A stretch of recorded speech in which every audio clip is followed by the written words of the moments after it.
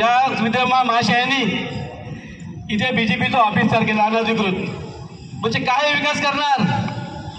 एक धार्मिक वृत्तीचा माणूस, त्यांचे सुपुत्र, त्यांनी ह्या उरण विधानसभेत त्यांना आपल्याला एक बहाल केलेलं आहे की तू जा आणि जनतेचा इकडचा विकास कर. या साऱ्या गोष्टी सांगायला असं वाटतंय की दादांच्या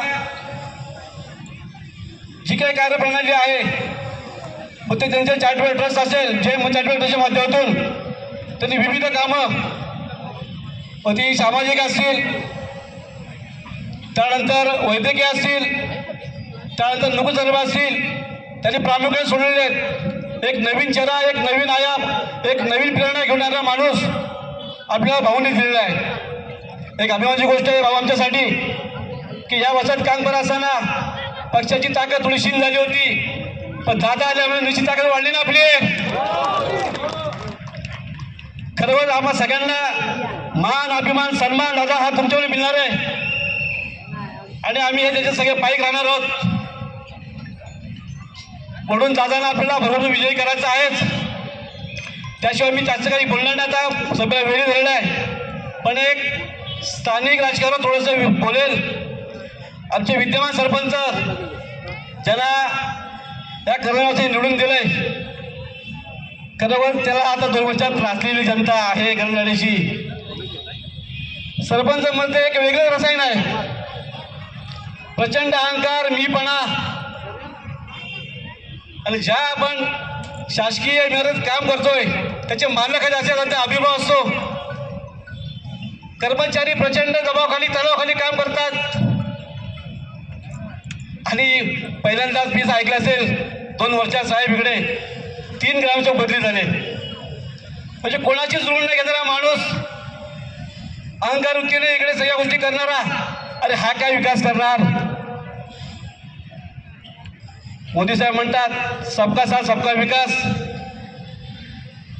मी म्हणेल आता आमदार निधीच्या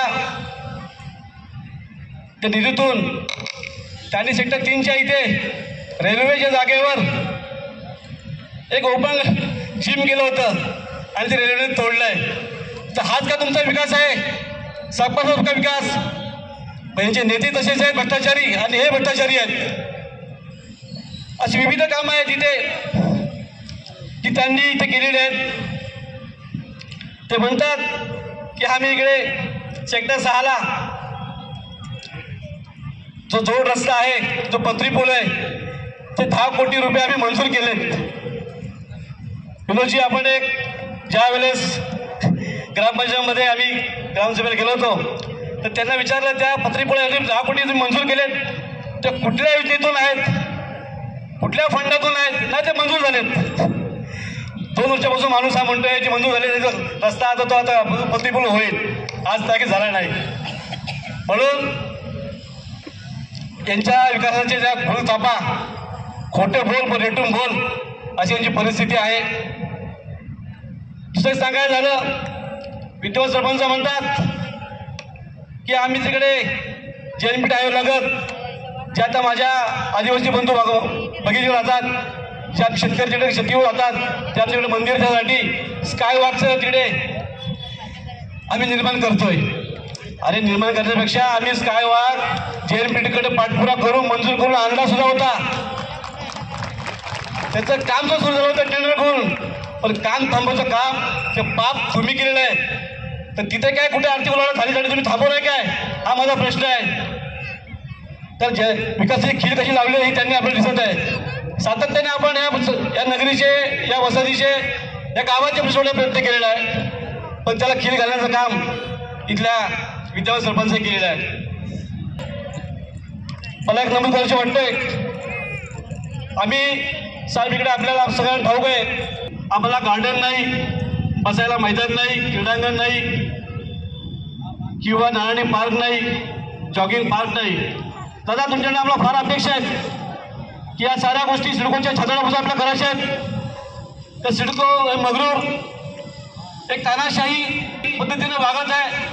वारंवार आपण ह्या आपल्या कर्नाटक विकासासाठी त्यांनी खीर बसलेले नाही, आपल्याला त्यातून मार्ग काढायचे आहेत. हे होत असताना आमच्या आमच्या योग्यतेने आम्ही ज्येष्ठांसाठी गार्डनच्या प्लॉटमध्ये एक त्यांना वेरुकुला केंद्र तयार केलं. तर या विद्यमान महाशयांनी इथे BJPचं ऑफिस तयार केलं अनधिकृत. म्हणजे काय विकास करणार, यांची विकासाची परिभाषा आहे कुठे? म्हणून या असल्या नेत्यांना व त्यांच्या जे नेते त्यांना खरी गोष्ट आपल्या करायला, ते आमदार असतील, त्यांचे सगळे नेते असतील किंवा फुलचापा या त्यांनी कायम दिलेल्या आहेत आणि आम्हाला त्यांच्या फुलचापा बली पडायचं नाही. म्हणून येत्या 20 आपल्याला भरघोस मतांनी दादा निवडून द्यायचं आहे. आपण सगळे सज्ज आहात ना?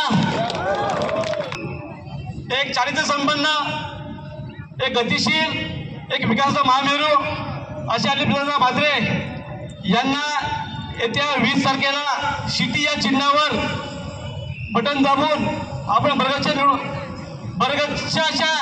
मताने निवडून द्यायचं असं मी आवाहन करतो आणि सांगतो. जय हिंद, जय महाराष्ट्र.